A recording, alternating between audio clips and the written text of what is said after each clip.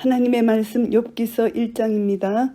욥기는 기록 연대가 BC 2000년에서 1800년경에 족장 시대로 추정되고요.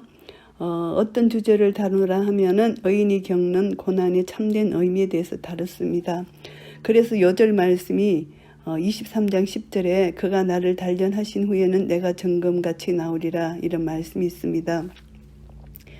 욥기가 BC 2000년경 비록 절대 완전한 인간은 아닐지라도 이런 사람은 결코 없죠. 그런데 하나님과 사람 앞에서 완전하고 의로운 사람 욥이 하나님의 축복을 받으며 행복하게 살았는데, 어느 날 갑자기 하나님의 허락을 받은 사탄의 시험으로 욥은 전 재산과 자녀를 모두 잃고 온몸이 견딜 수 없는 질병까지 지닌 채 아내와 사이로부터 버림받는 신세로 전락하잖아요. 그래서 욥의 입장을 보면은 도저히 이해할 수 없는, 그 고통을 이해할 수 없는, 인간으로서는 이해할 수 없는 그런 일들입니다. 그래서 이것을 우리가 볼 때 하나님의 주권 사상에 의거해서 보지 않으면 이 문제는 도저히 우리가 이해할 수 없다는 것입니다. 성경의 영감이 아니고는 우리는 이 문제를 풀어나갈 수 없다는 것입니다. 그래서 이 기록 목적이 하나님의 선하심과 공의로움을 의심하는 자들에게 고난도 하나님의 섭리에 포함된다는 사실을 밝히기 위해서 기록한 것이고요. 하나님의 절대 주권에 대한 인간의 갈등은 순종으로만 해결되어질 수 있다는 것을 기록 목적으로 삼았습니다. 그래서 하나님을 아는 인간의 지식이나 인간의 의로운 행위에는 분명한 한계가 있다는 것이죠. 그래서 인간의 미래의 운명은 죽음 세계에 대한 문제를 제기하기 위한 것이라는 것을 또 우리가 알게 됩니다. 그래서 이 주제가 의인의 고난에 관한 주제인데요. 의롭고 선하게 살아가는 사람이더라도 엄청난 재난에 직면할 수 있다는 것을 말씀합니다. 단지 특정한 죄로 인한 징벌이 아니라 그것을 통해 이루고자 하시는 하나님의 보다 깊은 섭리로 말미암아 허용된다는 것을 우리가 알 수 있습니다. 어떤 경우에도 하나님은 이제 잘못이 없는 이런 욥에게 모든 죄를 이렇게 모진 고난을 통해서 죄의 모습을 봅니다. 그런데 잘못이 없는 욥이 바로 예수님이 우리 죄를 대신해서 십자가에 달려 돌아가신 예수님의 고난을 또 상기시켜 주는 욥입니다. 그래서 고난 중에도 친구를 위해서 중보기도 할 수 있는 욥처럼 욥은 그리스도를 예표한다고도 볼 수가 있습니다. 그래서 1절 말씀을 보시면은 우스 땅에 욥이라 이름하는 사람이 있었는데 그 사람은 순전하고 정직하여 하나님을 경외하며 악에서 떠난 자라. 여기서 순전하다는 이런 뜻은 온전한, 정직한 등의 뜻을 의미하는데요. 도덕적, 윤리적 측면에서 완전성을 의미할 때 주로 쓰여집니다. 허물이 없다는 뜻입니다. 정직하다, 고든 길을 행한다는 것입니다. 이 말씀도 도덕적 완전성을 의미합니다. 그래서 이것을 보면은 욥이 영적으로뿐 아니라 실제 생활에 있어서 무험하게 살려고 노력한다는 것이지 완전한 무험이라는 것은 아니죠. 그것은 우리 주 예수 그리스도에게만 있는 것이잖아요. 그래서 그 마음 중심이 하나님을 향해서 죄를 짓지 않으려고 정직하게 순전하게 살려고 노력하는 그런 욥의 모습입니다. 그래서 욥은 하나님을 경외한다고 말씀합니다. 참된 신앙인으로서 욥의 자세를 여기서 나타냅니다. 하나님을 모르는 이방인의 지역에서 그것도 이 계시가 발전 과정이 없었던, 하나님께 대한 계시가 충족이 발전되지 않는 시대, 족장 시대 초기에 욥이 생존에 있었다는 것을 할 때 욥의 신앙은 참 위대한 신앙이다, 이렇게 생각할 수가 있고요. 하나님은 욥을 의인으로 거듭 인정하셨습니다. 2장 3절에도 똑같이 순전하고 정직하여 하나님을 경외하며 악에서 떠난 자라고 또 하나님이 칭찬을 하십니다. 그래서 욥의 이런 모습은, 하나님을 경외하는 이 모습은 이제 하나님의 은혜라는 거죠. 이 족장 시대에 욥이 이방인으로 볼 수 있습니다. 이방인에게 이런 하나님을 경외하는 이런 모습을 볼 수 있다는 것은 전적인 하나님의 주권이고 하나님의 은혜입니다. 그 소생은 남자가 7이고 여자가 3이라고 합니다. 그래서 하나님의 완전한 축복을 상징하는 것이죠. 7이라는 수, 3이라는 수. 그리고 이제 소유물이 양이 7천이고 약대가 3천이고 소가 500결이요 암나귀가 500, 종도 많이 있고 이 사람은 동방 사람 중에 가장 큰 자라고 이렇게 표현을 합니다. 욥의 고향이 요단 동편에 위치한 우스임을 근거해 볼 때 이스라엘 중심으로 해서 동쪽 지역이라는 거죠. 그래서 소유물이 많았다는 것을 여기서 나타내고요. 그리고 욥의 아들들이 생일이 되면은 각각 아들들 집에서 잔치를 베풀고 그 누이들도 청하에 함께 먹고 마시고 하는데 잔칫날이 지나면은 욥이 그들을 불러다가 성결하는 그런 번제를 그 명수대로 그들의 인원의 명수대로 하나님 앞에 번제를 드렸다는 것입니다. 욥이 생각합니다. 혹시 내 아들들이 죄를 범하여 마음으로 하나님을 배반하였을까 이런 마음으로 욥은 항상 그런 식으로 마음을 가지고 하나님을 경외하는 마음을 떠나지 않고 죄를 깨끗이 씻기를 원하는 욥의 정결한 그런 성결한 순전한 마음을 여기서 나타내는 것이고요. 그래서 하나님과의 진정한 관계에 있어서 어떤 죄도 용납할 수 없는 그런 마음가짐이라는 거죠. 그래서 항상 이렇게 욥의 삶의 방식이 이랬다는 것입니다. 항상 이렇게 번제를 드렸다는 것으로 묘사하고 있습니다. 그래서 이제 하루는 하나님의 아들들이 와서 여호와 앞에 섰습니다. 사단도 그들 가운데 왔는데 여호와께서 사단에게 말합니다. 네가 어디서 왔느냐 물으니 사단이 여호와께 대답합니다. 땅에 두루 돌아다녀 여기 왔다. 그런데 여호와께서 사단에게 말합니다. 네가 내 종 욥을 유의하여 보았느냐. 그와 같이 순전하고 정직하여 하나님을 경외하며 악에서 떠난 자가 세상에 없느니라. 하나님께서 다시 한번 1장 1절에서 말씀하신 것을 8절에서도 다시 한번 말씀하십니다. 그래서 하나님은 이게 욥을 이렇게 칭찬을 하십니다. 순전 정직 하나님을 경외하며 악에서 떠난 자라는 것입니다. 이런 자가 세상에 없다는 것이죠. 사단이 여호와께 대답합니다. 욥이 어찌 까닭 없이 하나님을 경외하겠습니까? 이렇게 대답을 합니다. 그래서 사단이 제안한 것이 주께서 그와 그 집과 모든 소유물을 사늘로 두르심이 아니니까 주께서 그 손으로 하는 바를 복되게 하사 그 소유물로 땅에 널리게 하셨습니다. 하나님께서 욥에게 이렇게 많은 소유물을 주셨기 때문에 욥이 이렇게 하나님을 경외한다는 것이죠. 소유물이 땅에 널리 깔려 있다는 것이죠. 그래서 이제 주님께서 하나님께서 손을 펴서 그의 모든 소유물을 치시라. 그리하면 정령 대면하여 주를 욕하리이다. 욥이 이렇게 자기 생각으로 하나님께 말씀을 드립니다. 이것은 사단의 교만함과 어리석음이 동시에 표출되는 그런 말입니다.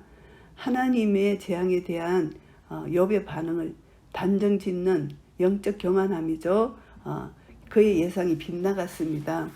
욥은 절대 하나님을 원망하지 않습니다. 그래서 욥은 고난을 이겨내지 못하지만 신성모독죄를 범하지 않습니다. 그런데 사탄은 그것을 기대했던 거죠. 그러나 절대 욥은 하나님을 저주하지 않고 하나님께 불평불만하지 않는 욥의 모습을 우리가 볼 수가 있습니다. 그래서 여호와께서 사단에게 말씀합니다. 내가 그의 소유물을 다 내 손에 붙이노라. 오직 그의 몸에는 내 손을 대지 말지니라. 사단이 곧 여호와 앞에서 물러가니라. 하나님께서 사탄의 능력에 제한성을 주시는 것이죠. 사단은 철저히 하나님의 통제 안에 있다는 것을 알 수가 있습니다. 사단이 독자적으로 욥을 해하지 못합니다. 하나님이 허락이 없이는 안 된다는 것입니다. 그래서 활동 범위를 제한했고요. 하나님의 명령 범위 안에서만 할 수 있다는 것입니다. 결국 사탄이 성도를 미혹하여 시험에 빠뜨릴 수 있지만 그것도 하나님 장중에 있다는 것, 이것을 알게 되고요. 그래서 사단은 욥을 시험할 수 있는 허락을 하나님께로부터 받아서 이제 욥을 시험하게 됩니다. 이제 하루는 이제 욥의 자녀들이 그 맏형의 집에서 식물을 먹으며 포도주를 마실 때에 사자가 욥에게 와서 고합니다. 소는 밭을 갈고 나귀는 그 곁에서 풀을 먹는데 서바 사람이 갑자기 이르러 그것들을 빼앗고 칼로 종을 죽였나이다. 나만 홀로 피한고로 주인께 고하나이다. 이렇게 갑자기 서바 사람이 나타나서 이렇게 이 가정을 완전히 다 이렇게 파헤치는 이런 다 종도 죽이고 재산도 다 이렇게 빼앗아가고 이런 엄청난 이 파괴 행위를 했다는 것을 종이 고하게 됩니다. 그가 아직 말할 때 또 한 사람이 옵니다. 하나님의 불이 하늘에서 내려와서 양과 종을 살라 버렸나이다. 나만 홀로 피한 고로 주인께 구하러 왔나이다. 이제 하늘에서 불이 내려왔다는 것, 큰 지진이 난 것 같습니다. 양과 종을 다 살라 버렸다. 이렇게 또 종이 주인에게 구하고요. 그가 아직 말할 때 또 한 사람이 옵니다. 구합니다. 갈대아 사람이 셋대를 지어 갑자기 약대에게 달려들어 그것을 빼앗으며 칼로 종을 죽였나이다. 나만 홀로 피한 고로 주인께 구하러 왔나이다. 재앙이 계속 연속적으로 일어나고 있다는 것입니다. 갈대아 사람들이 셋대로 나누어서 또 달려들어서 이 가축을 빼앗고 종을 칼로 죽이는 이런 엄청난 일을 했다는 것이죠. 그가 아직 말할 때 또 한 사람이 와서 고하되 주인의 자녀들이 그 맏형의 집에서 식물을 먹으며 포도주를 마시더니 거친 들에서 대풍이 와서 집 내 모퉁이를 치매 그 소년들 위에 무너짐으로 그들이 죽었나이다. 나만 홀로 피한 고로 주인께 구하러 왔나이다. 그러니까 연속적으로 모든 것을 잃어버렸다.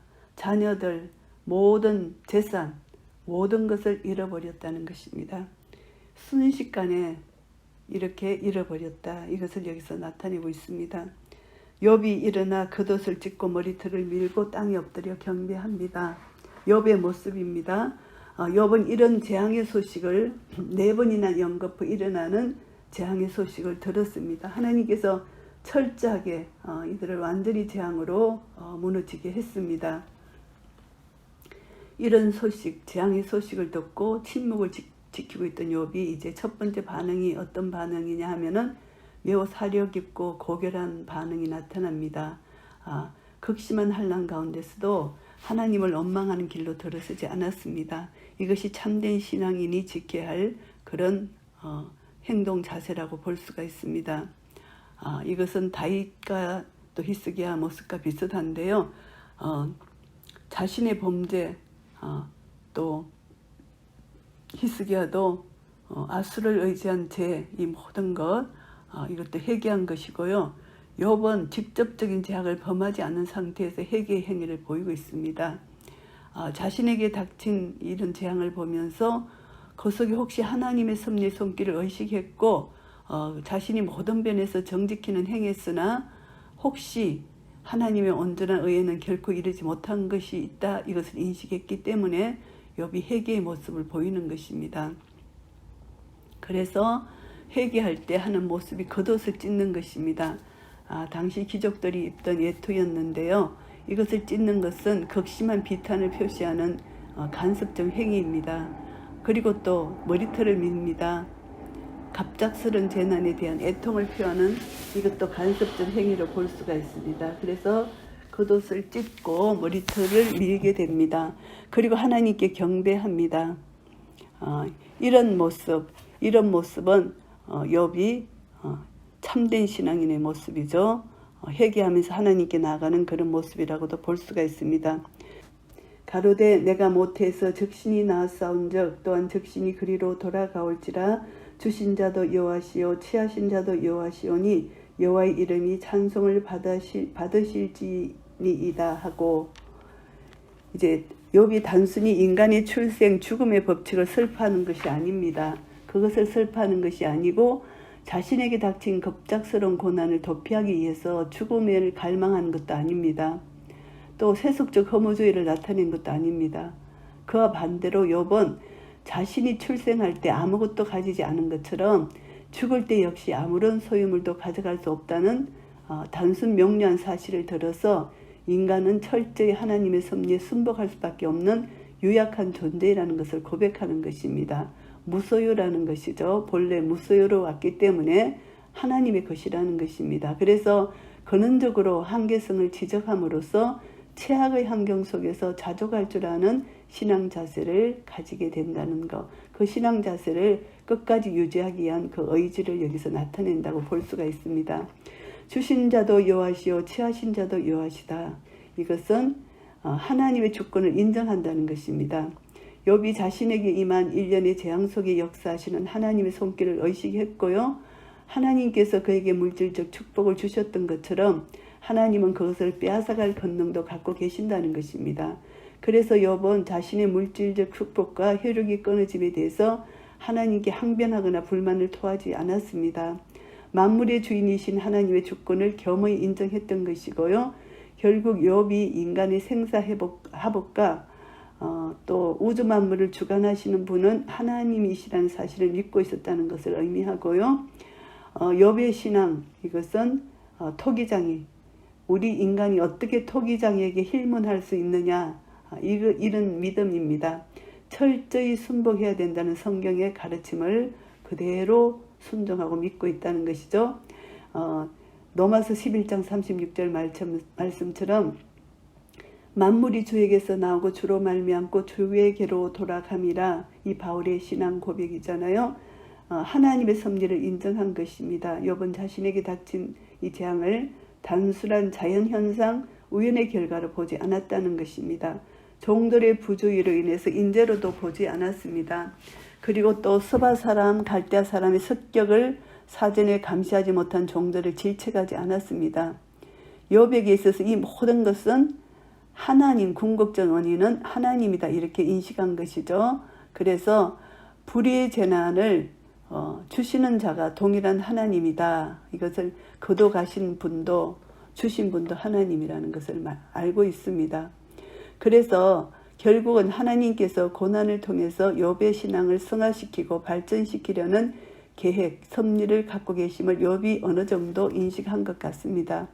그래서 욥은 고난 중에서도 영적 평정을 잃지 않고 도리어 하나님을 찬양하는 데까지 나아갈 수 있는 것입니다. 그래서 하나님을 원망하면 안 된다는 것을 우리가 다시 한번 깨닫게 됩니다.